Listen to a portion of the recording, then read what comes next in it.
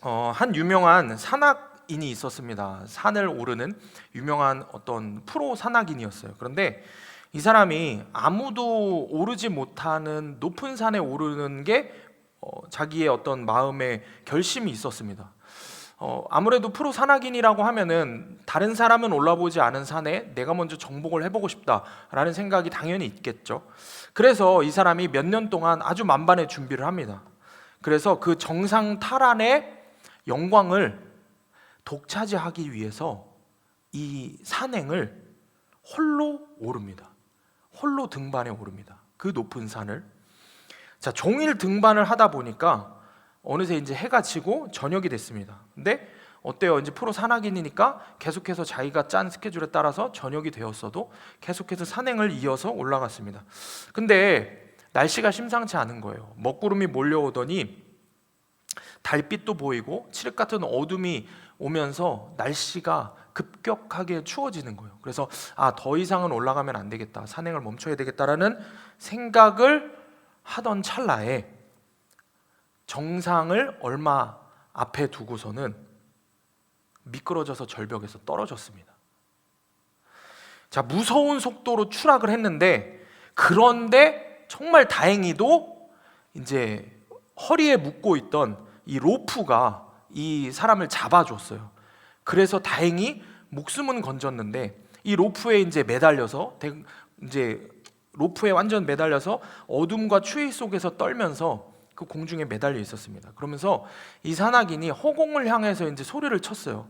뭐라고 소리를 쳤냐면 이렇게 얘기를 했어요. 하나님, 저 좀 도와주세요. 저 좀 도와주세요라고 허공에다 대고 소리를 쳤어요. 그런데 놀라운 이야기가, 하늘에서 음성이 들리는 거예요.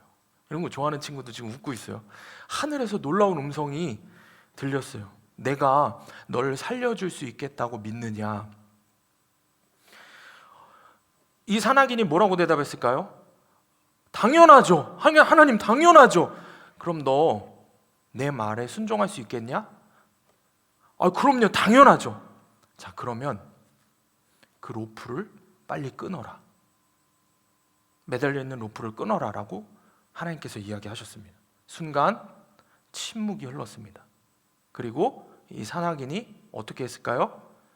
허리에 있는 로프를 더 강하게 조여 맸습니다. 자, 다음 날 산악 구조팀이 올라와서 보니까 그 남자가 안타깝게도 이미 로프에 매달려서 얼어서 죽어 있었습니다. 불과 땅에서 1m 위에 매달린 채 죽어 있었습니다. 여러분, 너무 이게 참 실제로 있었던 이야기인지는 모르겠지만 제가 책에서 본 이야기인데 너무 안타까운 이야기 아닙니까? 여러분, 이 이야기가 무슨 말인지 이해가 가시죠? 그런데 여러분, 이게 오늘을 사는 우리 그리스도인들의 모습이 아닌지 한번 생각을 해봅시다. 하나님을 믿는다고 하지만 실상은 하나님을 믿지 못해서, 도와달라고는 했지만 실상은 하나님을 믿지 못해서, 신뢰하지 못해서 로프를 끊어버리지 못하고 하나님께 자신의 몸을 내던지지 못해서, 그래서 결국에는 죽어가는 것이 저와 여러분의 모습이 아닌지 한번 돌아봅시다. 사랑하는 여러분, 자, 생각해 봅시다. 여러분의 로프는 뭡니까? 여러분의 로프는 무엇입니까? 여러분은 뭐에 묶여서 살고 있습니까? 돈에 묶여서 살고 있습니까? 술과 담배와 세상 문화에 묶여서 살고 있습니까? 여러분의 직장에 묶여서 살고 있습니까? 여러분의 가족, 친구, 애인, 사람에게 묶여서 살고 있습니까? 아니면 나의 자존심에 묶여서, 나의 자아에 묶여서 살고 있습니까? 여러분, 왜 그걸 과감하게 끊지 못해서 죽기를 자청하면서 그렇게 매달려 있습니까? 세상에서 힘들게 살고 있는 나를 그나마 그것들이 기쁘게 해주는 것 같아서 그걸 끊지 못하는 겁니까? 그러나 그대로 있으면 여러분 서서히 죽어가는 것입니다. 여러분, 얼어서 죽든 떨어져서 죽든 매한가지라면 이제 하나님께 여러분의 몸을 맡겨야 할 때가 아닙니까? 이제는 정말 우리가 말씀 듣고 결단했으면 실천해야 하지 않냐는 거예요. 로프를 끊는 결단이 있어야 하지 않냐는 것입니다. 우리가 정말 죽지 않고 살려면 내가 지금 묶여있는 세상 죄악이라는 것, 세상의 것이라는 나의 생각과 나의 뜻과 나의 그 자아, 탐욕과 쾌락을 추구하는 그 로프를 끊어버리고 우리의 큰 대제사장이 되시는 예수를 굳게 잡아야 하는 것입니다. 그래서 오늘 말씀의 제목은 큰 대제사장이신 예수를 굳게 잡으라입니다. 오늘 본문의 14절 말씀을 우리가 함께 좀 읽어보겠습니다. 14절 말씀 시작. 그러므로 우리에게 큰 대제사장이 계시니 승천하시니 곧 하나님의 아들 예수시라. 우리가 믿는 도리를 굳게 잡을지어다. 아멘. 예수님을 뭐라고 표현해요? 큰 대제사장이라고 표현합니다. 근데 여러분 이게 말이 안 되죠. 대제사장이라는 말 자체가 뭐예요? 제사장들 중에 이미 큰 대자를 써서 큰 제사장이라는 뜻이죠. 근데 큰 제사장이라는 이 대제사장 앞에 또 큰을 쓰면은 발음도 어렵네. 큰 제사장? 이 어법에 맞지 않죠. 말이 안 되죠. 그런데 왜 굳이 이 큰이라는 표현을 썼을까요? 이게 여러분 이 큰이라는 단어는 히브리어로 메간이라는 형용사인데 이거는 어느 때에 유대인들이 사용을 하냐면은 최고의 영적 권위자인 대제사장보다 더 높으신, 가장 높은 것보다 더 높은 것을 강조할 때 사용하는 것입니다. 그러니까 가장 높은 제사장들 중에 가장 높은 대제사장이 있습니다. 그보다 더 높은 완전한 제사장을 표현하는 것입니다. 그게 바로 예수님이다 라고 이야기를 합니다. 다시 말해서 예수님은 모든 제사장들보다 더 높은 대제사장, 그리고 그보다도 더 높고 위대하고 말 그대로 완전하신 제사장이라는 뜻입니다. 자, 그러면 여러분 대제사장이 뭐길래 가장 큰 대제사장, 완전하신 대제사장 예수 그리스도를 붙잡아야 한다라고 성경은 우리에게 굳게 붙잡으라라고 이야기를 하고 있을까요? 그래서 우리가 먼저 오늘 말씀을 나누기 전에 이 대제사장의 직무가 뭔지에 대해서 좀 살펴보겠습니다. 오늘 본문에 1절과 2절 말씀이 5장 1절 2절이 대제사장의 직무에 대해서 말씀을 하는데 제가 이거를 성경을 여러 역본들을 찾아봤는데 다 이해하기가 그렇게 모든 뜻을 잘 담고 있지는 않더라고요. 그래서 찾던 중에 쉽게 얘기해서 미국판 쉬운 성경 중에 하나인 필립스 성경이라는 성경이 있습니다. 이게 무슨 성경이냐면은 여러분 메시지 성경 제가 가끔 인용을 해서 이제 잘 아시죠. 메시지 성경을 번역한 유진 피터슨 목사님에게 그보다 훨씬 앞서서 먼저 이런 메시지 성경과 같은 성경을 쓰신 분이 있어요. 그게 이제 필립스라는 신학자이면서 목회자인데 이분이 쓰신 번역본은 조금 더 성경의 그때 당시의 상황에 맞게 잘 번역한 성경이라고 쉽게 우리의 언어로 번역이 다시 되어져 있습니다. 한번 그 성경으로 한번 읽어볼게요. 자, 1절 2절 말씀 우리가 함께 읽어보겠습니다. 시작. 대제사장을 정한다는 것은 사람들을 대신해 하나님의 일을 할 대표자를 뽑는다는 것입니다. 그는 하나님께 예물을 드리고 백성이 지은 죄를 사하는 데 필요한 제사를 드립니다. 그는 자신도 실수한다는 것을 알기에 무지하고 어리석은 자들을 불쌍히 여겨야만 합니다.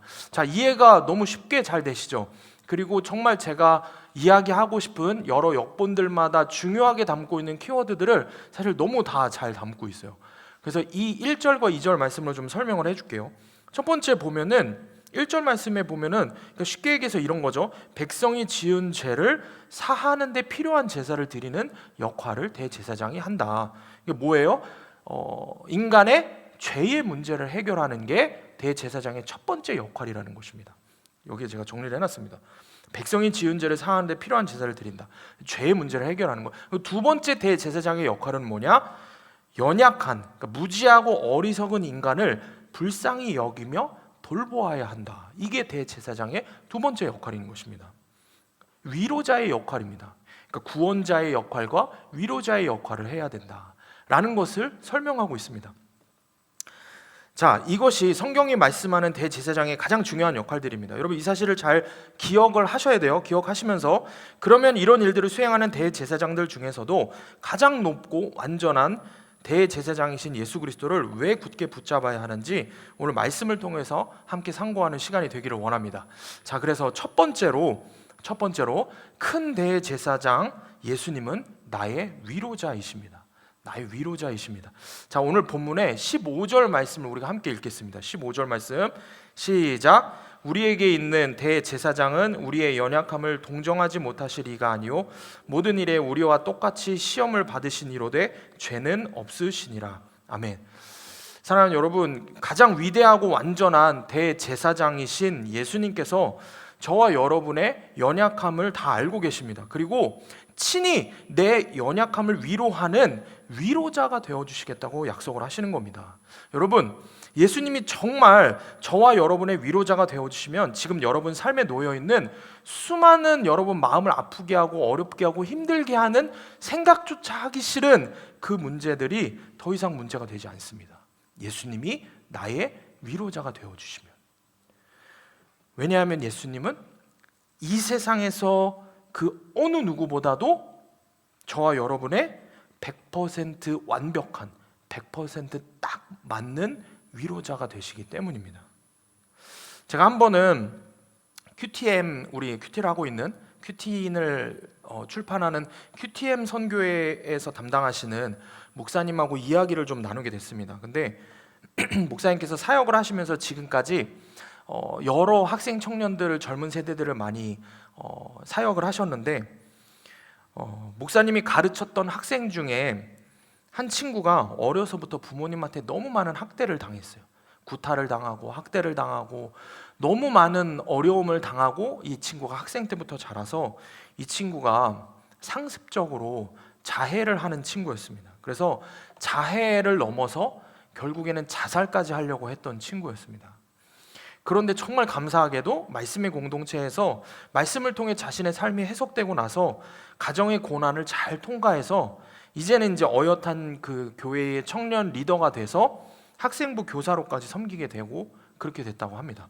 자, 그런데 하루는 목사님께서 그 후에 또 다른 어떤 한 아이를 케어를 하는데 그 아이의 소식을 듣고 출동을 하게 됐어요. 이 친구도 가정의 어려운 환경 때문에 상습적으로 그냥 말 그대로 손목을 긋는 친구였어요. 자해를 했던 친구였는데 그날도 이 친구가 마음이 어려운 일들, 엄마 아빠한테 힘든 일들, 가정에 어려움이 있었는지 손목을 긋고 결국에는 응급실에 실려갔습니다. 응급실에 실려갔다는 이야기를 듣고 목사님이 응급실에 도착해서 아이를 계속 위로하면서 교회의 영적인 매뉴얼대로 이제 아이와 함께 큐티를 해야 돼요. 어디에서든지. 그래서 큐티를 하려고 했어요. 그런데 아이가 아직 마음이 허락이 안 되는 거예요. 아직 마음이 안정이 안 되는 거예요. 그래서 목사님한테 화를 내고 큐티를 안 하겠다고 하는 거예요. 거부하는 거예요. 목사님께서 어떻게 해야 하나 고민을 하시다가 예전에 아까 이야기했던 가르쳤던 아이, 이제는 어엿한 청년 리더가 되고 학생부 교사를 하고 있는 그 교사에게 연락을 했습니다. 그리고 이 아이의 상황에 대해서 급하게 이야기를 했어요. 그래서 너가 와서 좀 이야기를 도움을 좀 줄 수 있겠냐 했더니 이 청년이 목사님의 설명을 듣고는 두말하지 않고 병원 응급실로 달려왔습니다. 그리고 병실에 누워서 울고만 있는 그 아이에게 이 청년이 다가가서 조심스럽게 자기의 손목을 그대로 보여줬어요. 아무 말도 안 하고. 그 아이처럼, 아니 그 아이보다 더 선명하고 더 많이 그어져 있는 자기의 그 자해의 흉터를 그 아이에게 그대로 보여줬어요. 그리고 이 청년이 아무 말도 하지 않고 그냥 그 아이를 안아줬어요. 100마디의 말이 필요가 없었어요. 그냥 보여준 그 흉터만으로도 그 병실에 누워있는 아이에게 이미 큰 위로가 된 것입니다. 아이도 울고 청년도 울고 목사님도 울었습니다. 그리고 그 아이는 그날 그 청년 교사와 함께 그 병실에서 말씀을 큐티하면서 그날 주신 말씀을 통해 자신의 삶이 해석되고 힘들고 힘든 고난의 터널을 결국에는 잘 빠져나왔습니다. 사랑하는 여러분, 큰 대제사장이신 우리 예수님이 이와 같은 위로자가 되어주십니다. 아멘. 100% 여러분에게 딱 맞는 세상의 그 누구보다 완벽한 위로자가 되어주십니다. 여러분, 이거는 제 말이 아닙니다. 오늘 성경이 여러분에게 그렇게 가르치고 있습니다. 오늘 본문의 15절 말씀 다 같이 읽어보겠습니다. 시작. 우리에게 있는 대제사장은 우리의 연약함을 동정하지 못하실 이가 아니요 모든 일에 우리와 똑같이 시험을 받으시니로되 죄는 없으시니라. 아멘. 자, 여러분 말씀을 보면은 여기에 지금 우리가 주목해야 하는 단어가 우리의 연약함을 동정하시는 분이다라는 표현을 하고 있습니다. 우리의 연약함을 다 알고 예수님께서 동정하신다라고 표현합니다. 그런데 헬라어 원어를 살펴보면 동정이라는 단어는 사실 맞지가 않습니다. 더 분명하고 완벽한 단어, 더 분명한 표현이 있습니다. 동정하시다가 아니라 함께 아픔을 겪다라는 뜻입니다. 우리나라의 어떤 동정이라는 단어의 뉘앙스가 어때요? 위에서 이렇게 내려보는 이런 느낌이죠. 근데 결코 그렇지 않습니다. 헬라어 원어를 살펴보면은 함께 옆에서 같이 아픔을 겪는다. 우리 주님이 그런 분이십니다. 인간적인 동정이 아닙니다. 위로자 되시는 예수님은 우리의 연약함을 모두 아시고 우리와 함께 그 아픔을 같이 겪고 계신다라고 말씀을 합니다. 앞선 예화에서처럼 여러분 생각을 해보세요. 고통과 아픔을 겪고 있는 사람에게 가장 큰 위로를 줄 수 있는 사람은 같은 아픔을 겪어본 사람입니다. 그렇죠? 그러므로 오직 우리 예수님만이 저와 여러분에게 가장 완전한 위로자가 되어주실 수 있습니다. 아멘. 자, 에브리데이 스터디 바이블의 이 부분에 대해서 이렇게 주해를 하고 있습니다. 이렇게 설명을 합니다. 예수님이 자신을 우리와 동일시하실 수 있는 까닭은 자신의 생애 내내 사람으로서 모든 유혹을 경험하셨기 때문이다. 예수님이 인간의 모든 유혹을 마주하셨고 우리와 공감하실 수 있음을 알기에 우리는 위로를 받는다. 여러분, 모든 유혹을 잘 기억하시기 바랍니다. 주님은 그냥 높은 하늘 보좌에서 하나님의 아들, 왕자와 같은 모습으로 우리를 내려다보면서 동정하시는 분이 아닙니다. 이 땅에 오셔서 사셨던 그 모든 시간들 가운데 우리와 똑같은 아픔과 고난, 아니 사실 우리보다 더 큰 상처와 더 큰 배신과 더 큰 고난과 고통, 다 표현할 수 없는 어려움들을 다 겪고 가셨습니다. 성경에는 예수님께서, 하나님의 아들 예수님께서 몸을 입고, 육신의 인간의 몸을 입고 이 땅에 친히 오셔서 겪으신 삶에 대해서 그대로 그 삶을 묘사한 부분이 너무 많습니다. 그 중에 몇 가지만 살펴보면은 마태복음 8장 20절에 예수님께서 이렇게 말씀하셨어요. 예수께서 이르시되 여우도 굴이 있고 공중의 새도 거처가 있을 때 인자는 머리 둘 곳이 없다 하시더라. 나는 가진 게 아무것도 없다고 말씀하시는 거예요. 또 빌립보서 2장 6절에서 8절, 그는 근본 하나님의 본체시나 하나님과 동등됨을 취할 것으로 여기지 아니하시고 오히려 자기를 비워 종의 형체를 가지사 사람들과 같이 되셨고 사람의 모양으로 나타나사 자기를 낮추시고 죽기까지 복종하셨으니 곧 십자가에서 죽으심이라. 오늘 본문에 여러분 5장 8절에서도 이렇게 말씀하십니다. 그가 아들이면서도 받으신 고난으로 순종함을 배웠다. 어떻게 하셨다고요? 본인 스스로 택해서 고난의 길을 가셨어요. 왜? 여러분의 아픔을 함께 겪기 위해서. 오늘 말씀에 하나님의 아들이심에도 불구하고 스스로 고난을 택하셨습니다. 완전한 위로자, 우리의 완전한 대제사장이 되시기 위해서 스스로 이 땅에서 그런 삶을 사셨습니다. 예수님이 저와 여러분의 큰 대제사장이 되십니다. 아멘. 예수님이 여러분의 가장 완벽한 완전한 위로자가 되심을 믿는 여러분이 되기를 축복합니다. 제가 사역을 하기 전부터 어떤 생각을 했냐면은 나는 내가 스스로 생각할 때 큰 고난이 없이 자랐는데 이런 내가 많은 성도들과 많은 영혼들을 만나게 될 텐데 이런 내가 어떻게 사람들을 위로하고 가르치고 공감하고 사랑하고 할 수 있을까? 이런 생각을 많이 했습니다. 그런데 그렇게 계속 사역을 하다가 보니까 어느 날 제 안에 그런 생각이 있었던 것을 하나님께서 아시고 하나님께서 깨닫게 하신 것이 한 청년이 제게 찾아왔어요. 찾아와서 상담을 하는데 자신이 공황장애가 있다는 거예요. 그런데 수련회 때 제가 설교를 하는 내용을 듣고 자기가 힘이 생겼다는 거예요. 뭐라고 이야기를 하냐면은 첫 마디가 이거였어요. 자기가 아이들을 좋아하는데 전사님을 보니까 깜짝 놀랐다는 거예요. 전사님이 소원이와 사모님하고 그렇게 같이 단란한 가정을 꾸리는 걸 보고 이런 생각을 했대요. 나는 저런 가정을 꾸리지 못할 거야. 이런 생각을 했다는 거예요, 이 청년이. 그런데 저에게 무슨 이야기를 하냐면은, 근데 전사님 수련회 때, 이번 수련회 때 전사님이 공황장애 때문에 전사님이 힘드셨던 이야기 저한테 묻는 거예요. 어떠셨냐고. 제가 쭉 설명을 했죠. 그랬더니 본인보다 더 제가 심했던 거예요. 저한테 이렇게 나중에 그러더라고요. 웃으면서, 전사님은 병원 몇 번 가세요? 한 달에? 자기는 한 번 간대요. 저는 매주 갔거든요. 그래서 제가 웃으면서 그랬어요. 나보다 약하네. 그런 얘기를 했어요. 저는 1년을 넘게 그렇게 매주 갔었거든요. 너무 심각한 상황이어서.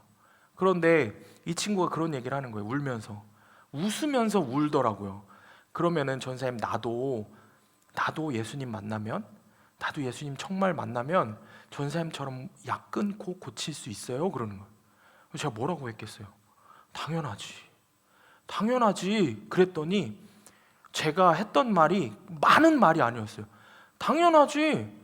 왜냐하면 이거는 어떤 전도사기 때문에 위로를 해줘야 되기 때문에 한 말이 아니었어요. 왜냐면 내가 경험했잖아. 내가 예수님 만나고 공황장애 약을 그냥 다 끊었단 말이야. 그런 먹었던 약들을 다 끊었단 말이야. 한순간에. 그러니 내가 얼마나 담대하게 누구보다도 확실하게 이야기를 해줄 수 있는 거예요. 내가 당연하지. 무슨 소리야 당연하지. 예수님 만나면 당연히, 넌 당연히 끊지. 그리고 너도 당연히 결혼해서 아이 낳고 좋은 남편 만날 수 있지. 이야기를 했어요. 그랬더니 그 당연하지라는 말 하나에 그렇게 울더라고요. 너무 많이 위로가 됐다라는 거예요. 제가 그 모습을 보면서 오늘 설교를 준비하는데 문득 이 생각이 나는 거예요. 그렇구나.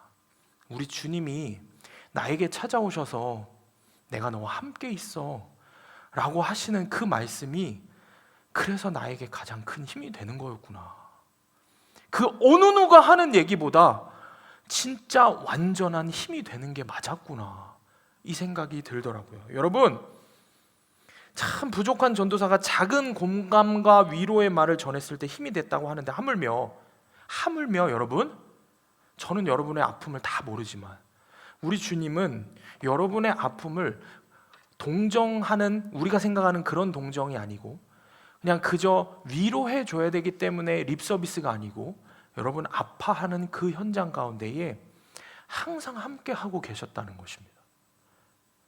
그러니 그분이 여러분에게 찾아오셔서 내가 너와 함께 하고 있어 라고 하시는 그 말씀이 얼마나 큰 위로가 되겠습니까? 여러분에게 정말 우리 예수님이 가장 큰 위로자, 완전한 대제사장이 되시기를 축복합니다. 그렇기 때문에 여러분, 세상에 여러분이 의지하고 있는 것들 있잖아요. 그죠? 여러분이 피신해야 될 곳 있잖아요. 힘들 때마다 피신하는 것들. 그게 유튜브일 수도 있고요, 그게 친구일 수도 있고요, 애인일 수도 있고요, 술일 수도 있고요, 세상 문화일 수도 있고요, 뭐 여러 가지가 있을 수 있죠. 여러분, 이제 그것들에게 피하지 마세요.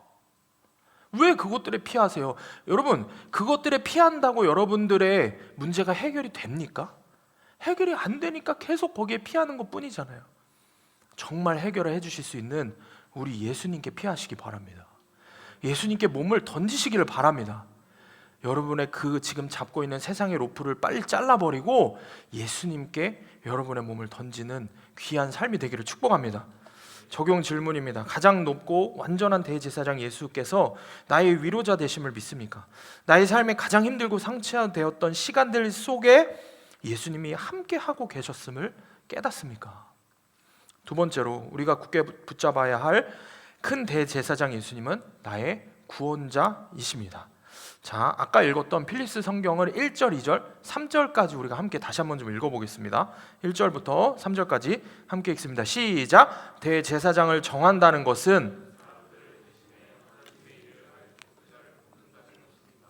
그는 하나님께 예물을 드리고 백성이 지은 죄를 사하는 데 필요한 제사를 드립니다. 그는 자신도 실수한다는 것을 알기에 무지하고 어리석은 자들을 불쌍히 여겨야만 합니다. 곧 그가 바치는 속죄 제사는 그가 대표하는 사람들뿐 아니라 그를 위한 것이기도 하다는 뜻입니다. 여러분, 대제사장의 가장 중요한 과업은 매년 한 번 이스라엘 백성의 죄를 대속하기 위해 지성소에 들어가서 예물과 제사를 드리는 일을 했습니다. 다시 말해서 우리의 죄의 문제를 해결하는 게 대제사장의 가장 중요한 직무인 겁니다. 그런데 여러분, 이 1절부터 3절에 무슨 문제가 발생을 합니까?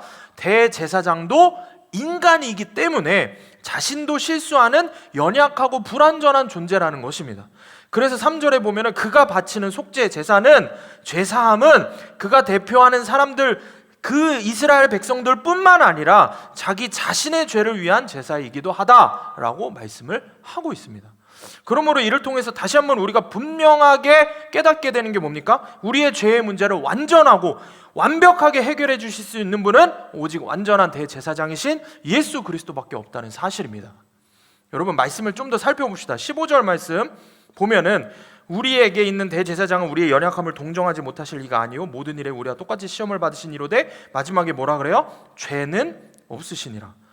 예수님 똑같이 우리와 시험을 받으셨지만 죄는 없으신 분이다. 다시 말해서 완전 무결한 분이시다. 완전 무결한 어떤 분이다? 대제사장이다. 완전 무결한 대제사장이기 때문에 죄가 없으시기 때문에 우리 죄의 문제를 완벽하게 해결하실 수 있는 구원자가 된다는 거예요. 사랑하는 여러분, 오늘 히브리서는 우리에게 더 깊은 진리로 우리를 가르치고 계십니다. 생각해 보세요. 끊임없이 예수님이 아닌 세상의 그것들을 주인 삼아서 그것들을 통해서 구원받으려고 하는 세상의 돈과 명예 쾌락이면은 마치 우리 인생이 다 성공하고 다 이룬 것처럼 착각하면서 수많은 우상들을 구원자 삼고 있는 우리에게 히브리서는 분명하게 다시 한번 가르치고 있는 겁니다. 저와 여러분의 유일한 구원자 예수 그리스도, 그분은 우리의 가장 완전하고 가장 높고 위대하신 대제사장이시다라고 말씀을 하고 있습니다. 믿으시는 분만 아멘 하시기 바랍니다. 말씀을 그래서 집중해서 잘 살펴봐야 돼요. 자, 이 말씀들을 그냥 이성적인 생각으로 여러분 이해하는 걸로 끝나면 안 되고 여러분의 심령에 깊이 주님 기록된 말씀, 이 구절들을 이제 좀 풀을 건데 이 말씀들을 잘 새겨놔야 돼요. 이 말씀들이 여러분에게 실제가 되는 역사가 있어야 됩니다. 그래야 예수님 이외의 것들을 여러분의 구원자로 여기는 그 못된 죄된 습성들, 그걸 히브리서의 말씀의 검으로 하나하나 제거하고 도려낼 수 있는 것입니다. 자, 오늘 본문에 5장 8절 9절 말씀 함께 읽겠습니다. 시작. 그가 아들이면서도 받으신 고난으로 순종함을 배워서 온전하게 되셨은즉 자기에게 순종하는 모든 자에게 영원한 구원의 근원이 되시고. 자, 8절 말씀에 예수께서 고난을 순종으로 배웠다. 그리하여 결국 우리의 영원한 구원의 근원이 되셨다라고 말씀을 합니다. 자, 예수님이 큰 대제사장 예수 그리스도가 왜 완전한 유일한 구원자가 되시는지 증명을 해주고 있는 겁니다. 십자가의 고난을 통해서 마침내 죽음으로 완전한 순종을 보여주셨습니다. 그리고 결국 그 십자가의 죽음으로 우리 죄의 문제를 완전하게 해결하셨다는 겁니다. 여러분, 생각을 해보세요. 세상 천지에 여러분 좋아하는 사람들이 한 명 이상은 있을 수 있어요. 한 명도 없을 수 있으면 오세요. 제가 해줄게요. 여러분 세상 천지에, 많이 웃네. 멘트가 참 은혜로운 멘트. 세상 천지에 여러분 나를 좋아하는 사람이 있다고 한들 그 사람이 나를 위해서 죽어줄 수 있겠습니까? 저는 미안합니다. 죽는 것까지는. 여러분 부모님들은 어떨까요? 모르겠죠. 가족들, 형제는 말할 것도 없죠. 형제의 고난들이 있는 친구들이 수두룩해서 모두가 있는 것 같아요. 형제 고난이 없는 가정은 저밖에 없는 것 같아요. 왜냐면 외동아들이니까. 여러분 세상 천지에 어느 누가 한낱 피조물에 불과한 저와 여러분, 죄로 가득 찬 저와 여러분을 위해서 죽어줄 수 있겠습니까? 그죠? 그것도 저와 여러분의 죄의 문제 때문에라고 하면 더 말이 안 되죠. 로마서 5장 7절에 이렇게 기록합니다. 함께 읽어볼게요. 시작. 의인을 위하여 죽는 자가 쉽지 않고 선인을 위하여 용감히 죽는 자가 혹 있거니와. 이게 무슨 뜻이에요? 그러나 무슨 뜻이에요? 죄인을 위해서 죽는 자가 세상 천지에 어디 있냐, 이 말이에요. 그죠? 죄인을 위해서는 죽는 자가 세상 천지에 어디 있냐라는 걸 이야기하는 거예요. 그런데 여러분 지금 이게 우리가 읽은 내용이 어디예요? 로마서 5장 7절이죠. 이 다음 구절이 어디예요? 로마서 5장 8절이에요. 우리가 한번 읽어볼까요? 함께 시작. 우리가 아직 죄인 되었을 때에 그리스도께서 우리를 위하여 죽으심으로 하나님께서 우리에 대한 자기의 사랑을 확증하셨느니라. 성경은 이야기하죠. 어디 세상 천지에 의인을 위해서도 죽기 힘들고 뭐 선인을 위해서 죽는 사람 혹 있을 수 있어. 그래. 그런데 그 얘기는 뭐예요? 죄인을 위해서 죽는 사람이 어딨어? 세상 천지에 대신 죽어주는 사람이 어딨어? 근데 8절 말씀에 그대로 바로 이야기하시죠. 우리가 아직 죄인 되었을 때 그리스도께서 우리를 위하여 죽으셨다고. 이보다 더한 예수만이 우리의 구원자가 되실 수밖에 없는 이유가 어디 있습니까? 어디에 있습니까? 예수님이 저와 여러분을 위해서 죽으셨습니다. 아들이시면서도 십자가의 고난을 통해 순종을 보여주셨습니다. 그 순종으로 우리의 죄의 문제를 해결하셨습니다. 우리를 구원하시는 것입니다. 여러분, 예수님만이 영원한 우리의 구원의 근원이 되십니다. 예수님만이 우리의 영원한 구원자가 되십니다. 아멘. 예수님만이 우리의 영원한 큰 대제사장이 되십니다. 아멘. 수년 전에 크리스마스를 앞둔 12월 어느 날에 구소련에 속해 있던 아르메니아라고 하는 지역에서 큰 지진이 일어났습니다. 근데 이 당시의 지진으로 무려 그 자리에서 5만 5천 명이 사망을 했던 엄청난 대지진이었습니다. 근데 그때 9층짜리 아파트가 하나 무너지면서 철근과 콘크리트 밑에 한 어머니와 딸이 가까스로 사람들을 다 죽었는데, 그 건물에 있던 사람들 다 죽었는데 가까스로 이 어머니와 딸이 이 콘크리트하고 이 구조 어디 가까스로 틈새 사이에 목숨을 유지해서 사람들의 구조만을 기다리게 됩니다. 근데 이 엄마의 이름은 수잔나고 딸의 이름은 4살짜리 딸이었는데 가이아나라고 하는 딸이었습니다.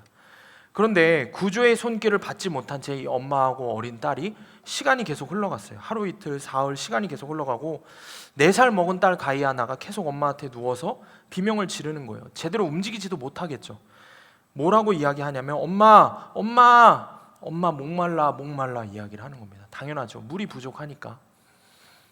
그런데 가까스로 몸을 지탱하고 있던 엄마도 딸에게 어떻게 해줄 수가 없는 거예요. 그런데 갑자기 엄마 머리에 불현듯 스쳐 지나간 것이 있어요.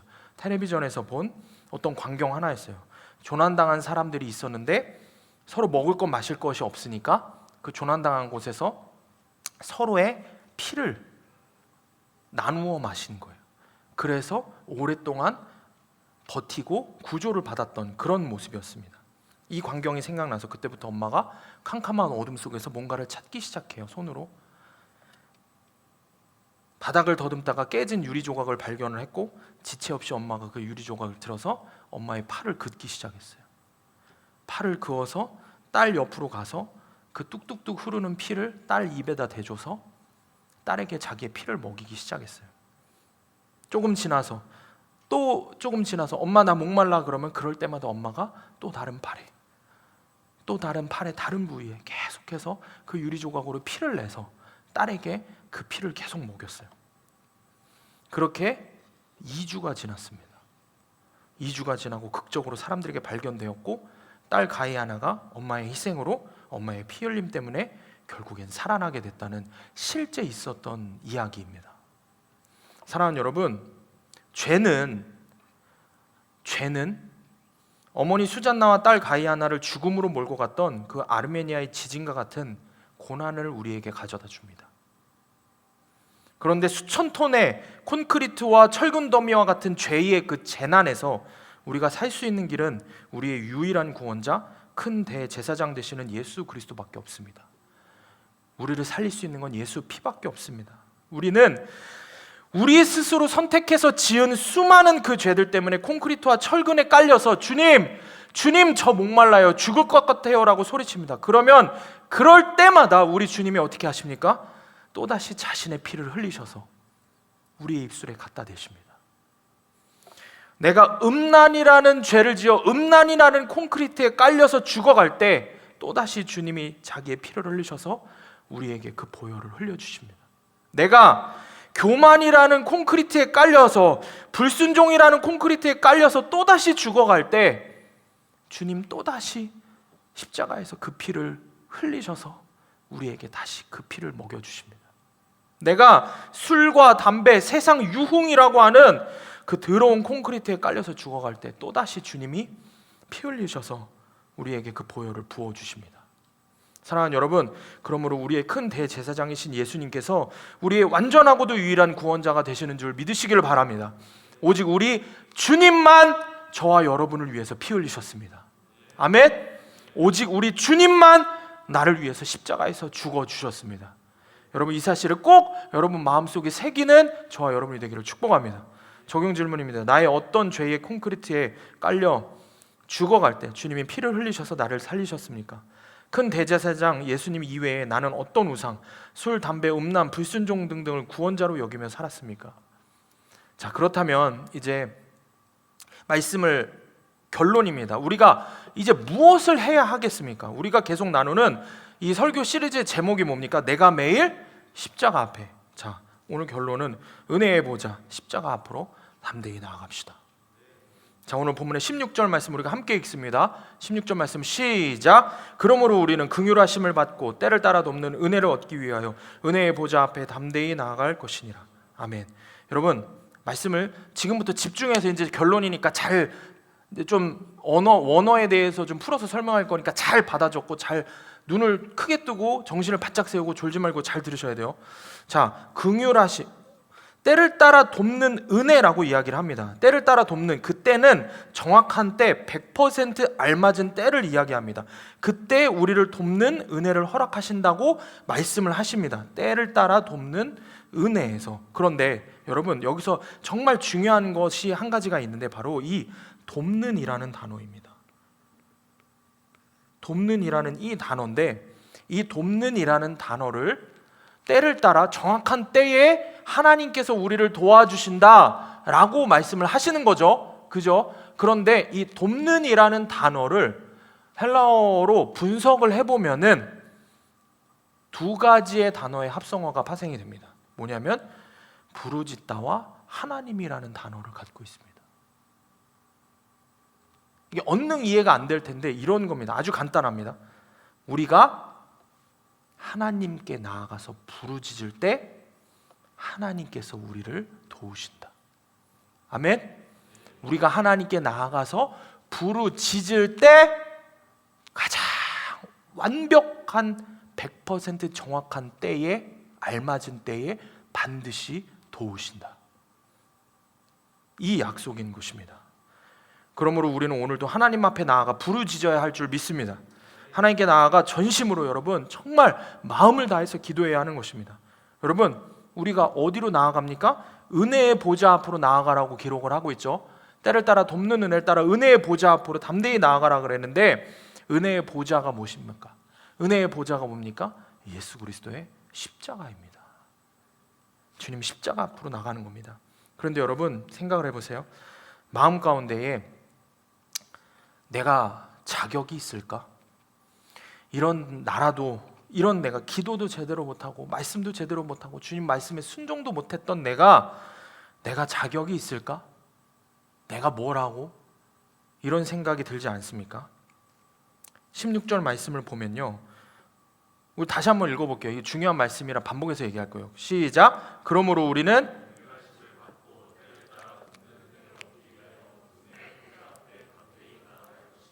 아멘.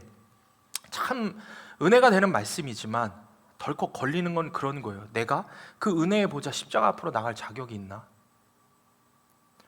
분명히 나 또 넘어졌는데, 그리고 나 또 넘어질 건데. 제 설교를 준비하면서 이 마무리 결론을 놓고 묵상하고 기도하는 건데, 저도 가슴이 참 쉽지가 않은 거예요. 턱턱 막히는 거예요. 원어를 분석하면서 깨닫게 된 은혜가 있습니다. 오늘도 자격 없는 나에게 손을 내미시는 주님의 구속의 은혜를 정말 말 그대로 자격이 없는 나에게 손을 다시 한번 내미시는 주님 구속의 은혜를 이 구절에서도 찾게 됩니다. 16절을 시작하면서 그러므로 우리는 긍휼하심을 받고 라고 하는데 생략된 단어가 하나 있습니다. 그러므로와 우리는 사이에 생략된 단어가 있습니다. 그것이 뭐냐면 실패한입니다. 그러므로 실패한 나는, 또 실패한 나는, 그러므로 또 넘어진 나는, 누가 은혜의 보좌 앞으로 나아가야 된다고요? 실패한 내가. 다 말씀 잘 듣고 기도도 잘하고 순종도 잘하고 이런 사람 말고 실패한 내가 주님 앞에 나아가는 겁니다. 실패한 내가 주님 앞으로 나아갈 수 있다는 것입니다.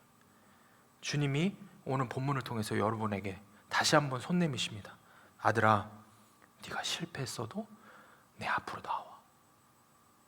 내 딸아, 네가 또 실패했어도 내 앞으로 나와. 주님이 오늘 여러분을 다시 부르고 계십니다. 자, 우리가 이 실패한이라는 말씀을 넣어서 다 같이 한번 봉독해 보겠습니다. 시작. 그러므로 실패한 우리는 긍휼하심을 받고 은혜를 얻기 위하여. 아멘. 여러분, 실패했습니까? 여러분 삶이, 여러분 신앙생활이 해도 왜 이렇게 안 되지? 저는 실패했습니다. 저는 지난 한 주만 보더라도 설교를 준비하면서도 왜 또 나는 죄에, 이번 주에 한 번이 아니라 설교를 쓰고 있는 그날도, 그 전날도, 그 직전에도 나는 왜 이렇게 죄에 계속 넘어지지? 왜 이거밖에 안 되지?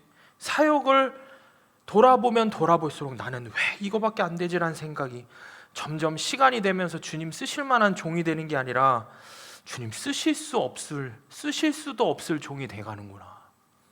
주님 향해 더 전심을 드려야 되는데 점점 내가 무너지고 있구나. 내가 전에는 이 정도는 아니었는데, 이런 마음에 사로잡혀 있었습니다. 그런데 한 목사님의 설교를 듣고 은혜를 받고 다시 기도하면서 주님께서 조명해 주시고 깨닫게 하시고 기억나게 하신 생각이 하나 있었습니다.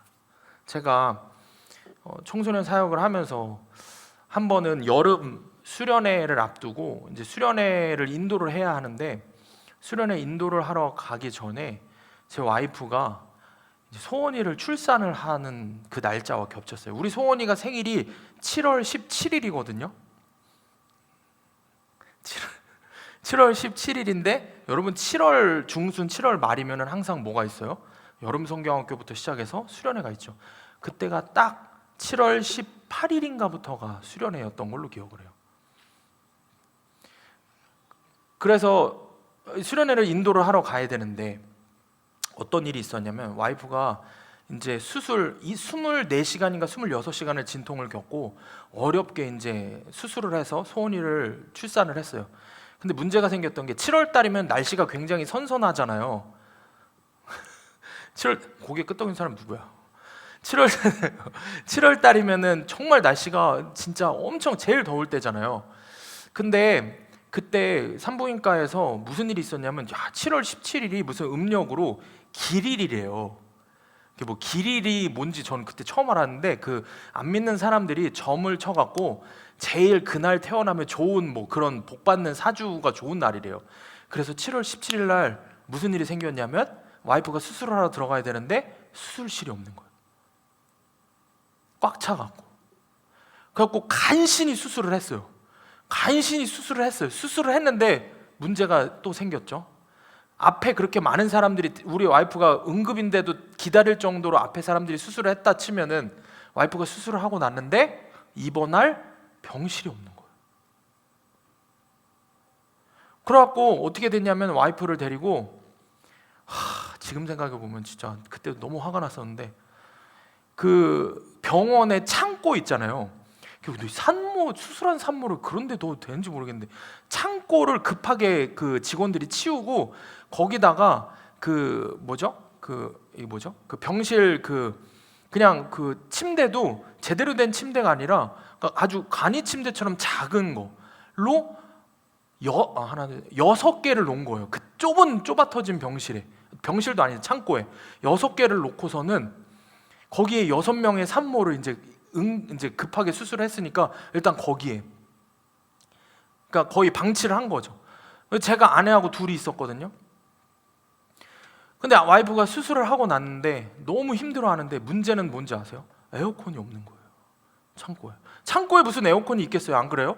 창고에 어떻게 에어컨이 있어요? 제 기억으로는 거기에 산모가 6명, 보호자 남편까지 해서 한 12명, 10명이 넘는 사람들이 있는 거죠. 그러니 그 창고가 얼마나 덥겠어요. 그냥 땀이 저도 비 오듯이 오는 거예요. 근데 와이프도 너무 힘들어하는 거예요. 와, 이러다 죽는 거 아닌가 싶은 거예요. 그래갖고 와이프가 너무 피도 많이 흘리고 그래갖고 너무 걱정이 많이 되는 거예요. 그래갖고 그 밤에 제가 막 옷도 갈아입히고 하면서 제가 얼마나 많이 화가 나서 울었어요. 화가 나갖고 울었어요. 내가 진짜 이것들을 어떻게 하지도 못하고 진짜 어떻게 이럴 수 있어 막 이러면서 그랬는데, 그 와이프를 그렇게 밤을 새워서 간호를 하고 다음 날 이제 와이프를 두고 떠나야 되는 거예요. 근데 그때 병실에 아무도 무슨 때문에 그냥 와이프를 혼자 두고 갔어야 돼요. 혼자 두고 가고 보호자 없이 혼자 두고 가야 되는 상황이 됐어요. 부모님 중에 한 분이 이제 한 명이 대신 이제 들어갈 수가 있는데, 그 들어가는 절차하고 오시는 시간이 엉켜갖고 그 다음 날 밤을 와이프가 혼자 지내야 되는 상황이 된 거예요. 근데 제가 지금도 기억나는 게 수련회를 가는 차 안에서 얼마나 많이 울었는지 몰라요. 이거 가야 되나 말아야 되나, 가야 되나 말아야 되나. 근데 가면서 제가 뭐라고 기도했냐면, 하나님, 제 와이프도 제 와이프이기 전에 하나님 딸이고 나한테 주신 딸 소원이도 하나님 딸이잖아요. 그러니까 하나님 손에 맡기니까 나는 하나님이 나에게 맡기신 영혼들 위해서 가니까 내 아내하고 내 딸 주님 책임져 달라고. 그러고 정말 울면서 차를 몰고 갔던 기억이 있어요. 정말 펑펑 울면서. 그 집회 때 얼마나 은혜가 있었겠어요. 아주 얼마나 은혜가 있어요. 가면서 찬양을 하나 들었어요. 근데 그 찬양이 뭐였냐면은 소원이라는 찬양이었어요. 그래서 가면서 제가 그때 이제 아직 소원 이름을 짓기 전이었는데 가면서 제가 그 고백이 나오는 거예요. 이 고백이 다윗의 고백인데 제 고백이 되기를 원하고 지금 가는 제 심정이었거든. 그리고 우리 소원이의 고백이 되기를 원한다고, 하나님한테 맡긴다고 그랬던 기억이 나요. 근데 그렇게 하나님 사랑하고 했었는데 요즘에 나의 모습을 보니 이게 언제였냐면은 이 생각을 한 게 어제 토요일이었어요. 내가 이 얘기 안 하려고 그랬는데 설교 때 참 우리 앞에 대표 기도한 분이 아주 먼저 오픈을 해갖고 토요일 날인데, 내가 토요일 날 아침에 이제 설교를 준비해야 된다는 이유로 제가 토요일 날 설교를 준비하고 하는 여러 가지 이유로 핑계를 대면서 이제 원래 동행 모임을 이제 토요일 동행 모임을 최 전사님한테 맡겼거든요. 근데 최 전사님이 지금 몸이 많이 안 좋잖아요. 그래서 제가 당연히 와야 되는데 그냥 제가 사실은 꾀가 났어요. 그래서 이거 큰일 났네. 꾀가 나서 주호 청년한테 동행 모임을 맡기고 그러고 이제 토요일 날 오전에 설교를 더 쓰고 그러고서 이제 출근을 한 거였어요. 출근을 하는데 이 생각이 나는 거예요. 무슨 생각이 나냐면 그때의 모습이 없구나, 나에게는. 이 작은 동행 모임 하나도 미루고 있구나. 나는 어떡하지? 나 완전히 망가졌구나. 나 진짜 변했구나. 나 게을러졌구나. 주님에 대한 사랑이 완전히 식어버렸구나. 그런 고백이 나오면서, 그런데 엘리베이터 앞에 서 있는데 너무 창피하는 거예요, 그냥 제 스스로가. 그런데 이런 고백이 나오는 거예요. 내가 정말 그때로 돌아가고 싶다. 정말 주님 사랑해서 다 거룩한 곳으로 주님의 일을 하는 거에 내 계산기 내려놓고 그냥 내 몸을 완전히 던졌던 그때로 돌아가고 싶다. 1시간 자도 새벽기도 나오고 30분 자도 새벽기도 나오고 나와서 열심히 기도하고 주님 위해서 뭐라도 하려고, 그냥 주님 사랑해 보려고 뭐라도 발버둥 치고 미친 듯이 일을 바득바득 갈면서 살았던 그때로 너무 돌아가고 싶다. 이런 고백이 너무 나오는 거예요. 그런데 그때 그런 고백이 나오고 있는 가운데 주님이 말씀하신 게 이런 말씀을 하시는 거예요. 거룩의 자리로, 은혜의 보좌로 너의 몸을 끊임없이 던져야 된다. 은혜의 보좌 앞으로 너 계속 나와야 된다. 이렇게 말씀을 하시는 거예요. 무엇이었습니까? 예전을 생각하니, 지금 나의 모습을 보니 나는 자격이 없는 거예요. 아까 실패한 우리라 그랬죠. 나는 실패 이런 실패가 없는 거예요. 나는 하나님 종이라고 하는데 나는 왜 이러지? 이런 모습이 무너져 있을 때 주님이 하신 말씀은, 그렇기 때문에 은혜의 보좌 앞으로, 은혜의 보좌로 몸을 던져라. 주님 말씀하십니다. 오늘 본문에 7절 말씀 우리 다 같이 한번 읽어보겠습니다. 7절 말씀 시작. 그는 육체에 계실 때에 자기를 죽음에서 능히 구원하실 이에게 심한 통곡과 눈물로 간구와 소원을 올리고 그의 경건하심으로 말미암아 들으심을 얻었느니라. 주님이 주신 말씀이 이 말씀이었어요. 내가 너하고 함께 기도하는데 내가 통곡과 눈물로 너와 함께 기도하고 있잖아. 주님 여러분에게 그렇게 말씀하십니다. 그래, 실패한 나지만 그럼에도 오늘 내가 다시 주님 은혜의 보좌 앞으로, 주님 십자가 앞으로 나아갈 수 있는 건, 오늘도 주님은 그 십자가의 위에 매달리셔서 나를 위해 통곡과 눈물로 기도하고 계시는구나. 그래, 오늘도 내가 자격이 있어서 주님 앞에 나가는 게 아니라 나를 또다시 구속하시는 주님 은혜 때문에, 그 사랑 때문에 은혜의 보좌 십자가 앞에 내 몸을 던져야겠구나. 여러분에게 이 고백이 나오기를 원합니다. 앞선 예화에서처럼 세상이라는 로프, 그 수많은 죄악이라는 로프, 나의 자아라는 그 로프를 이제는 여러분 좀 끊어버립시다. 끊어버리고 정말 실패했고 자격이 없지만 주님 그 은혜의 보좌 십자가에 우리의 몸을 좀 던지십시다. 우리의 몸을 던져서 우리가 주님 앞으로 더 나아가고 주님 품으로 나아가겠다고 결단하는 저와 여러분이 되기를 원합니다. 사랑하는 여러분 어떻게 하시겠습니까? 여러분 결단하시겠습니까?